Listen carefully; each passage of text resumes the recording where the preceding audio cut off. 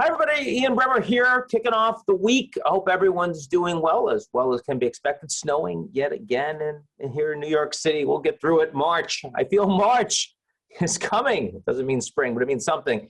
But anyway, thought we'd talk about Brazil. Haven't spoken about Brazil in some time here, and making some news. They were making news, significant news, of course, at the beginning of the pandemic when President Bolsonaro was so badly mishandling the response, in addition to some other leaders in this hemisphere, President Trump, President Lopez Obrador in Mexico.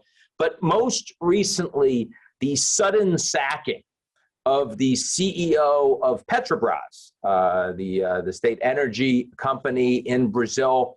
Roberto Castello Branco is gone, replaced by a general, a former Minister of Defense, Joaquim Silva y Luna.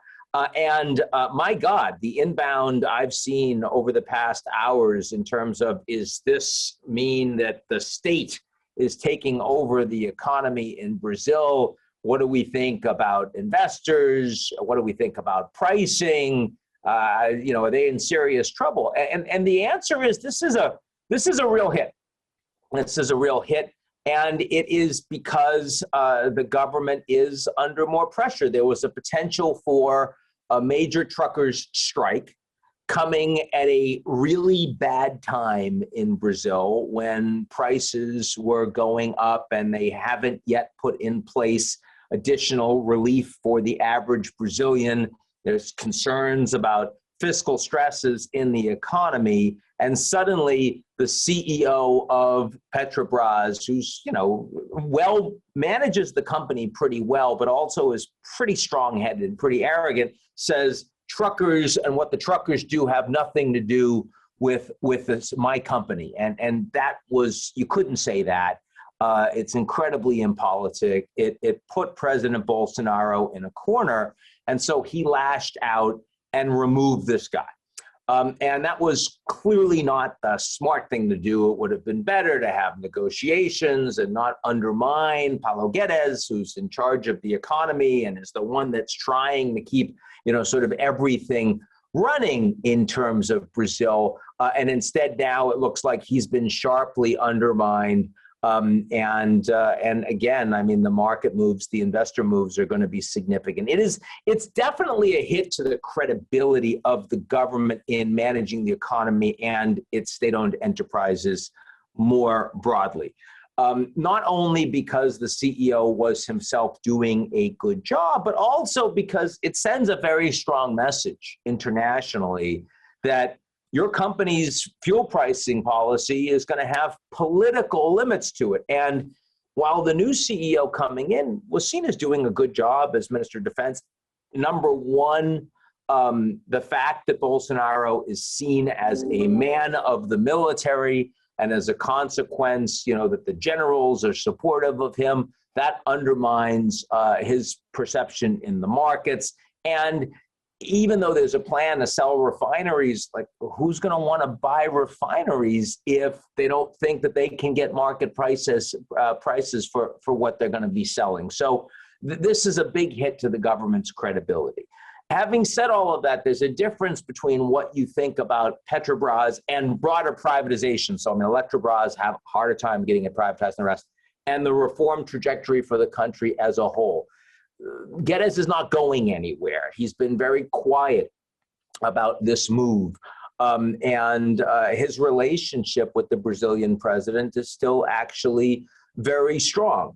I think the real point is that the global economy is going to punish Brazil more as we get through this second phase of the global pandemic. Brazil is now starting to produce vaccines domestically over the coming month.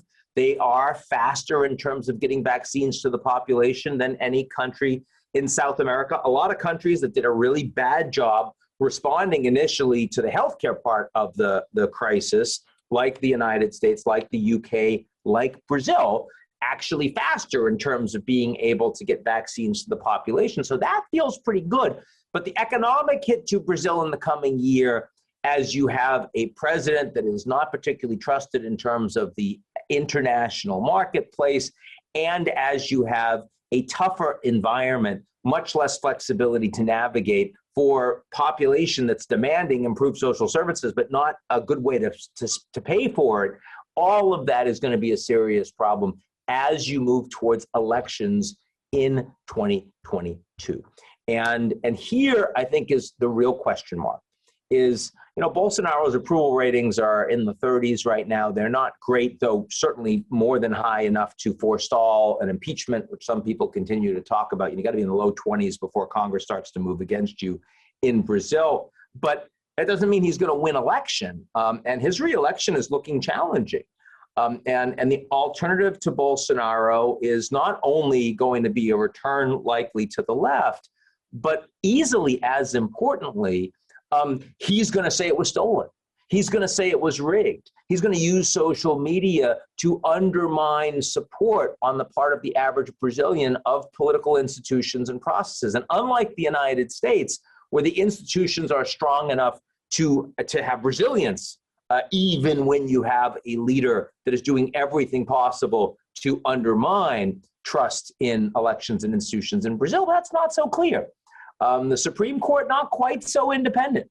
The military, professional, but not quite so separate from the leadership. And the potential for this to go very badly, in other words, not in the next few months, but in the coming year, is growing, something that I would spend more time watching. And as a consequence, I thought it was worth mentioning this, not because we think that Brazil has suddenly hit a tipping point, but rather because this entire incident is an example of a Brazilian president that, when times are good, understands that he doesn't know anything about the economy and lets the experts run things. But when times are bad, he doesn't listen to anyone and he lashes out.